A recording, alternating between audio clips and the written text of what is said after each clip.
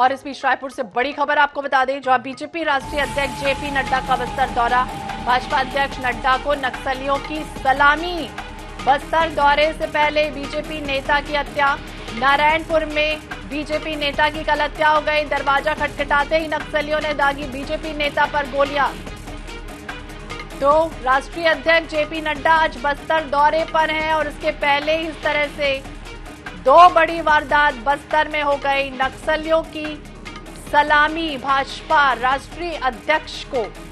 तो बस्तर दौरे से पहले इस तरह से हत्या हुई है। आपको बता दें, कल ही बीजेपी नेता की हत्या हुई। जैसे ही वो अपने घर में बैठे हुए थे, टीवी देख रहे थे, अचानक घर का दरवाजा किसी ने नॉक किया और दरवाजे से वो कुछ समझ पाते इसके पहले ही 4-5 नक्सली घर में दाखिल होते हैं। उनकी कनपटी पर बंदूक जो है वो उन्होंने तानी और इसके बाद ताबड़तोड़ हमला कर दिया।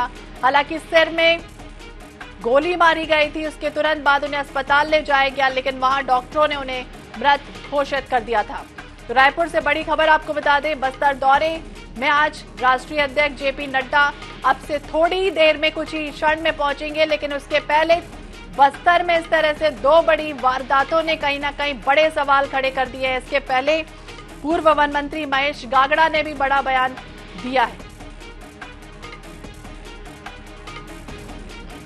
रायपुर से बड़ी खबर आपको बता दें, बीजेपी राष्ट्रीय अध्यक्ष जेपी नड्डा का दौरा और इसके पहले नक्सलियों की इस तरह से सलामी जो है वो दी गई है। तो बस्तर दौरे से पहले बीजेपी नेता की हत्या हो जाना कई बड़े सवाल खड़े करता है। बीजेपी राष्ट्रीय अध्यक्ष नड्डा का बस्तर दौरा, हालांकि पहले वो जगदलपुर सीधे पहुंच रहे थे, लेकिन उनके कार्यक्रमों में बदलाव हुआ और अब बीजेपी नेताओं को सबसे पहले वो श्रद्धांजलि देंगे, रायपुर पहुंचेंगे और इसके बाद उनके साथ में पूर्व मुख्यमंत्री डॉक्टर रमन सिंह भी जगदलपुर के लिए रवाना होंगे। तो रायपुर एयरपोर्ट पर अब से थोड़ी देर में राष्ट्रीय अध्यक्ष जगत प्रकाश नड्डा पहुंचेंगे और इसके पहले बस्तर में इस तरह से दो बड़ी घटनाओं ने कहीं ना कहीं सियासत तेज कर दी है।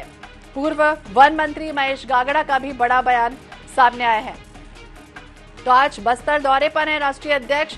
विशेष विमान से वो अपने तय कार्यक्रम के अनुसार, हालांकि उनका जो कार्यक्रम था वो 11:30 का था, लेकिन अब समय जो है वो थोड़ा सा और डिले हो रहा है और बस्तर में वो पहुंचेंगे। हालांकि रायपुर से होते हुए वो जगदलपुर के लिए रवाना होंगे, लेकिन इसके पहले दो बड़ी वारदातें हो गई हैं।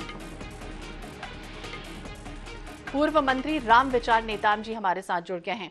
राम विचार जी, स्वागत है आपका NH24/7 पर। और जिस तरह से दो बड़ी घटनाएं बस्तर में हो जाती हैं, राष्ट्रीय अध्यक्ष जेपी नड्डा अब से थोड़ी देर में ही रायपुर पहुंचेंगे, कि क्या कहेंगे कि इसके पहले जिस तरह से बात भी सामने आई कि पूर्व वन मंत्री महेश गागड़ा ने भी बड़ा बयान दिया कि कहीं ना कहीं कांग्रेस के इशारे पर इस तरह से भाजपाई नेता की हत्या हो रही।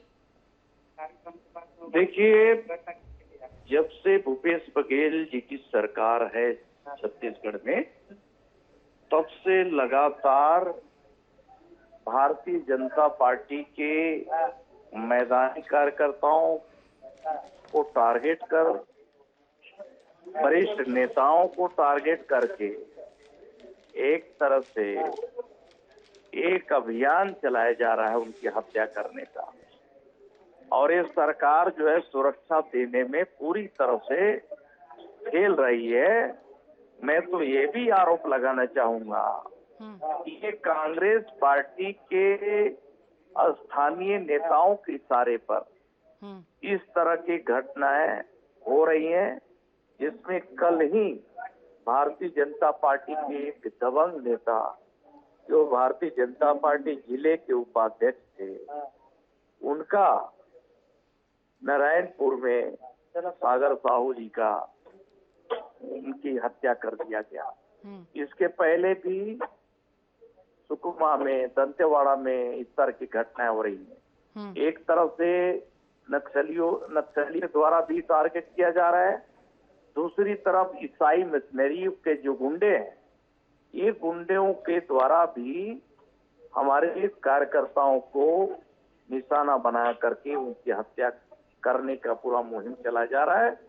ये सरकार सुरक्षा देने में पूरी तरह से असफल रही है। ये चुनाव तक इस तरह का ये खेल जो है इस सरकार कराना चाहती है, जिससे कि जनता भी डर जाए और हमारे कार्यकर्ता बाहर ना निकल सकें, ऐसा सोच करके ये पूरी तरह से सोची समझी रणनीति के तहत इस तरह से कार्रवाई ये सब चल रहा है। नेताम जी, आपको ऐसा क्यों लगता है? क्योंकि आपने भी कहा कि सुरक्षा को लेकर जो है वो कहीं ना कहीं नाकामी जो है वो सरकार की रही है। इसके पहले क्या जिस तरह से इन दोनों की हत्या हुई है उन्होंने सुरक्षा की मांग की थी? निश्चित तौर पे समय समय पे हमारे नेताओं ने बराबर सुरक्षा की मांग किया जाता रहा है। हमारे नेता उन क्षेत्रों में दूरस्थ अंचल में जब जाते हैं तो उनके लिए कोई सुरक्षा मुहैया कराया नहीं जाता और अदने से कोई भी कांग्रेस के कार्यकर्ता इशारे पे ही उन्हें सुरक्षा भी दिया जा रहा है और उन्हें रोड ओपनिंग से लेकर के पूरी सुविधा दी जा रही है। दूरस्थ अंचल में कांग्रेस के कार्यकर्ता कैसे जा रहे हैं, भारतीय जनता पार्टी के नेता क्यों नहीं जा पा रहे हैं, ये अपने आप में ही स्पष्ट तो अपने आप में स्पष्ट है। रामविचार नेताम जी हमारे साथ जुड़े हुए थे, उनका कहना है कि सुरक्षा देने में नाकामी है और जनता में डर पैदा करने की जो कोशिश है वो हो रही। बहुत बहुत शुक्रिया बातचीत करने के लिए नेताम जी।